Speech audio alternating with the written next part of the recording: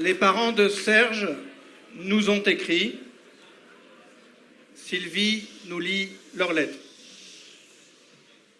Alors, évidemment, comme Serge est toujours, son pronostic vital est toujours engagé, ses parents ne s'éloignent pas trop de l'hôpital à Poitiers. Et donc, je vous lis leur message. La menace de dissoudre un des collectifs qui ont appelé à manifester contre les bassines le 25 mars est une nouvelle illustration du mépris que ce régime exprime envers quiconque veut faire barrage à la politique qu'il mène au service de la bourgeoisie. Il s'agit en effet pour lui d'accréditer l'idée que les milliers de manifestants présents à Sainte-Soline auraient été des enfants sans aucune autonomie, arrivés là sous l'influence de quelques puissances occultes. Menacer de dissoudre des structures qui organisent la solidarité contre la répression est un autre reflet de ce mépris, consistant à faire croire que les gens eux-mêmes, à la base, sont incapables de s'organiser pour se défendre. Or, c'est tout le contraire qui se passe aujourd'hui en France. À Sainte-Soline, il n'y a pas eu d'un côté les bleus et les noirs et de l'autre les familles. Les dizaines de milliers de personnes participant à cette manifestation interdite savaient que les plus mobiles se trouveraient dans le cortège chargé d'ouvrir le chemin vers la bassine. Et nul ne dissociait les non-violents des violents, les bons manifestants des mauvais. La complicité entre les uns et les autres était évidente. Ces dizaines de milliers de personnes ont agi ensemble, chacune selon ses possibilités, contre le modèle capitaliste que représentent les bassines.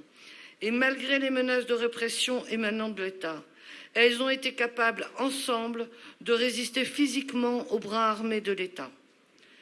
La violence a été du côté des forces de l'ordre, qui ont visé l'ensemble des manifestants.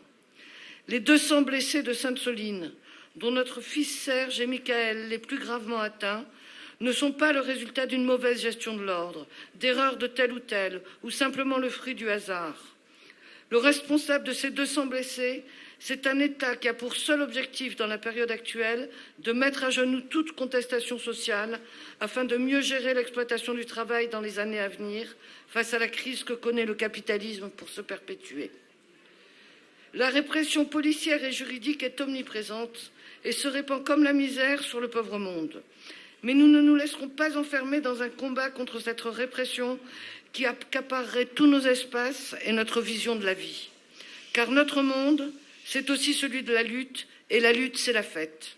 La fête, ce sont les barbecues des gilets jaunes sur les ronds-points, ce sont les cris et les chants lors des manifestations contre la réforme des retraites, c'est l'expression créative et colorée que peuvent avoir les manifestations des femmes ou des homos, ce sont les grèves ou les occupations dans lesquelles les salariés se découvrent sur leur lieu de travail, ce sont les blocages joyeux de routes ou de lycées. Contre la répression, ces espaces de lutte et de fête témoignent que le monde doit changer de base et que nous avons en nous, dès maintenant, la capacité d'y parvenir en les mettant en valeur et en les élargissant. Nous n'avons besoin d'aucune figure ou d'aucun parti pour nous indiquer la voie à suivre tout en nous prenant la main. Nous maintiendrons notre union dans un même combat contre l'aménagement capitaliste du territoire et notre solidarité contre la répression.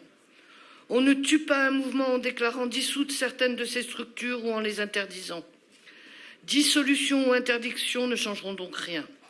Et nous ne céderons pas aux palinodies de partis politiques qui cherchent encore à parler en notre nom alors qu'ils ne représentent plus grand-chose.